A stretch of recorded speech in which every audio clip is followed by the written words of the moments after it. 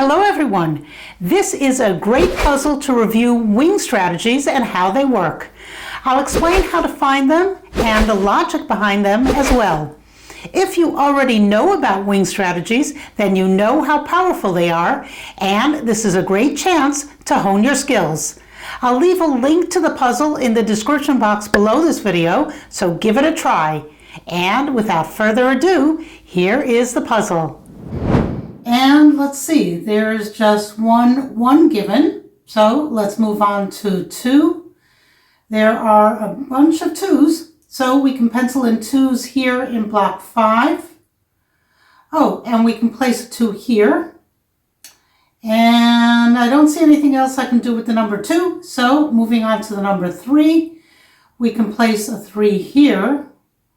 And we can pencil in 3s down here. And over here, we can pencil in 3s. And here in block 6, we can pencil in 3s. I'm using Snyder notation for now, so that if I can pencil in more than 2 3s in a block, like down here in block 9, I can pencil in 3s in these 3 cells. But I'm leaving that alone for now, and I'm only penciling in candidates if they are restricted to 2 and only 2 cells in a block. Okay, moving on to 4, we can pencil in 4s down here in block 7. And that's it for 4. Let's see, 5. There's a bunch of 5s, so I can place a 5 here. And I can pencil in 5s over here in block 4. And now those are locked candidates. They're locked into row 5. So there can't be any more 5s in the row. So I can place a 5 here in block 6. Nice. And I can pencil in 5s here in block 1. Okay, moving on to the number 6. I can pencil in 6s down here in block 7. And moving on to the number 7. I can pencil in 7s here in block 5 and here in block 2. And now those are locked candidates, so there can't be any more 7s in the row, which means I can pencil in 7s here in block 3. Nice. Oh, and I can pencil in 7s here in block 7. And now those are locked candidates, so there can't be any more 7s in the row, which means I can pencil in 7s here in block 9. Okay, moving on to 8. I can pencil in 8s down here. And I don't see anything else, so let's move on to the number 9. Let's see. I can pencil in 9s down here in block 3. And those are locked candidates, so no more 9s in the row. So I can place a 9 here in block 1. Nice. And now, because of that 9 that I just placed, I can pencil in 9s down here in block 7. Okay, let's see. We've run through all the numbers 1 to 9, and I didn't get very far. So now I usually look around and see if I can fill in any rows, columns, or blocks that have just 2 cells missing. So here in the top row, what's missing? The 7, obviously, and the 1. So this is a 1-7 pair, and there can't be any more 1s or 7s in the block. And here in block 1, we also have just 2 cells remaining. And again, the 1 is missing, so this is a 1-5 pair.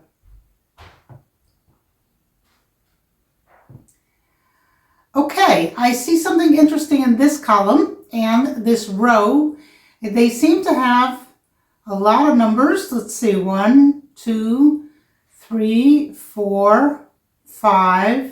There's no 6, 7, 8, 9. So this column and row have all the numbers except for 6. So this has to be a 6, which means this can't be a 6. So this has to be the 6. And then this is a 9. And this is a 7. Nice. The Snyder notation is paying off. And wait, this pair of 3 in block 6 is also a locked pair. It's locked into the row. So there can't be any more 3s in the row. So this can't be a 3. So this has to be the 3.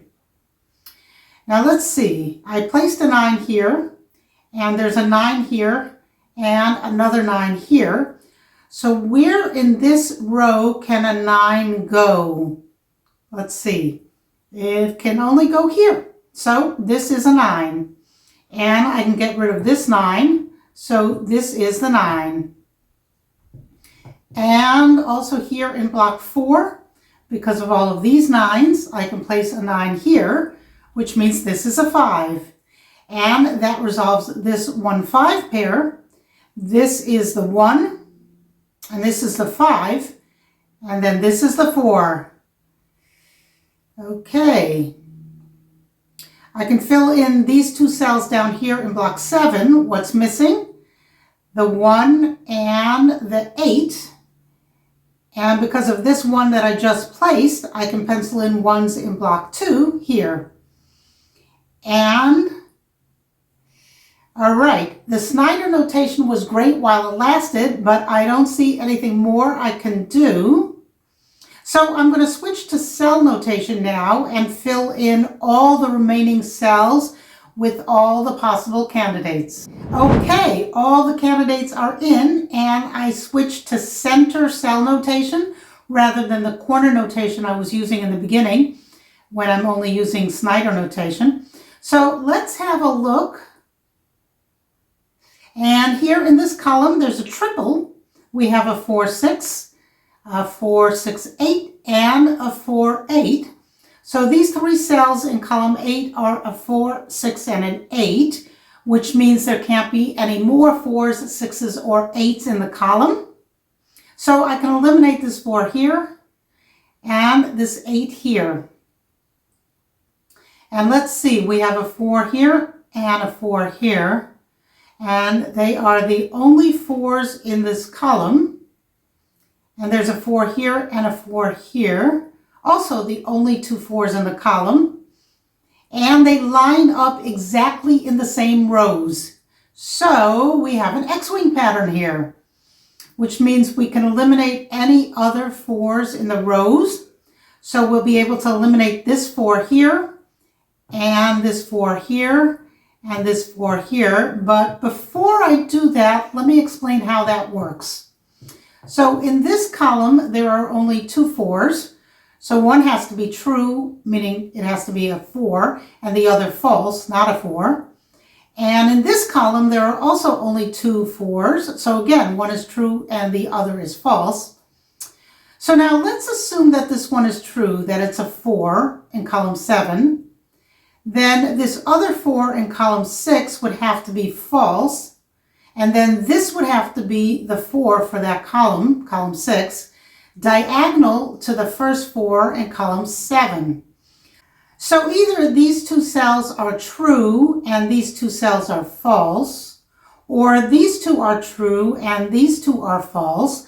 But either way, one of these 2 cells in the same row will have to be a 4. And so we have accounted for all the possible 4s in row 3 and row 5. And that means there can't be any more 4s in those rows, so they can be eliminated. So we can eliminate this 4 and this 4 from row 3 and this 4 from row 5.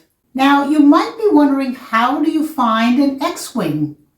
And you can do it purposely and systematically by focusing on a single number, say the 4 in this case, and then you scan the grid to see if you can find a pair in a row or a column where that digit only appears 2 times. So we're ignoring the 3x3 blocks and just looking for a pair of digits like we see here with the 4s. And then we look for another parallel row or column, whichever the first pair was in. In this case, it was in a column. So we're going to look for another column with the same digit that only appears in 2 possible locations. And if they line up on the rows as well, then you have an X-wing. If they don't line up exactly, then you might have a different type of wing, maybe a skyscraper. So look for those pairs, and when you see them, see if there's something you can do with them. Okay, so now we know that we can eliminate all these 4s, so let's go ahead and do that. This one, this, and this. Okay, great. So now what? Well, here we have just 2 8s in this column, so that's something to look at. And here we have just 2 8s in this column, but it doesn't line up on the rows. Oh, and here we have 2 8s in column 9, and the 8s line up on the rows, so we have another X-wing here. And that means that either these 2 8s are true, or these 2 8s are true, but either way there can't be any more 8s in the rows, so we can eliminate this 8 here, and this 8 here. Great. And I see this row has just 2 1s, a 1 6, and a 1 4 6, and down here is a 4 6.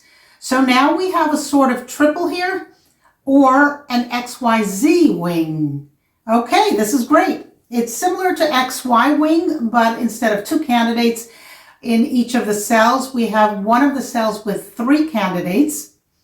In this case, it's the 1, 4, and the 6. So let's see what we can do with this. So this 1, 4, 6 would be the pivot cell. It has all 3 numbers. Let's call them X, Y, and Z. And then we have 2 cells here that are the pincers. One has the 1, 6, and the other has the 4, 6. So one has the XZ, and the other has the YZ. But they both have the Z candidate, in this case the 6. Both pincers share the 6. So now any cell that sees all 3 cells cannot be a 6. So let's see, this cell has a 6, and it's in the same block as these 2 cells, and in the same column as this cell. So this cell sees all 3 XYZ-Wing cells, so it can't be a 6. So before I go ahead and eliminate that 6, let's talk about why this works. In this scenario, the 6 is the common candidate that's shared by all 3 cells, right? So this pivot cell has to be either a 1, 4, or it's a 6. If it's a 1 or a 4, then these 2 pincer cells can't be 1s or 4s, so they would have to be a 6. But if this pivot cell is the 6, then this cell would be a 1 and this cell would be a 4. So either way, one of these 3 cells is a 6, and so any cell that sees all 3 cells can't be a 6. So we can eliminate the 6 from this cell. Nice. So if you look around the grid and you see triples, and even if they're not exactly lined up, follow up on them. They could be hidden triples, or in this case, an XYZ-Wing. Okay, now let's see if we can find any more pairs or triples. And let's see, we have a 2, 4 here, and a 2, 7 here, and a 4, 7 here. So again, we have a triple. But this time, all of the cells are bivalue cells, meaning all the cells have just 2 candidates. So this is not an XYZ-Wing, this is called an XY-Wing. And the logic is similar, and there's going to be a pivot cell and a Z candidate just like before. Okay, so let's think this through. This 2, 7 cell shares a 2 with this cell and a 7 with this cell. So let's call this the pivot cell, and then these 2 outer cells are the pincers. So if this 2, 7 cell is a 2, then this cell would have to be a 4. But if this 2, 7 cell is a 7, then this has to be a 4. So either way, one of these 2 pincer cells has to be a 4, right? So the 4 is the Z candidate, and that's the candidate we can eliminate from any cell that sees both pincer cells, which is different from the XYZ-Wing, where we could eliminate any candidate that saw all 3 cells. In this case, we can eliminate any cell that sees both pincer cells. Okay, this cell is in the same block as this cell and in the same column as this one. So we can eliminate the 4 from this cell and any other cell that sees both. Yes, this cell is in the same column as this one and the same block as this one, so we can eliminate the 4 from this cell. Nice. And that leaves us with a naked single, the 2. And that means we can eliminate this 2 and this 2, and that makes this a 4. And now I think the whole puzzle is going to fall apart at this point. Let's see. Yeah, just by finding those wings, let's see. That makes this an 8, and this a 6, and this is a 4, and 8, and let's eliminate this 8. So now there's just one place for an 8 in column 9, so this has to be an 8.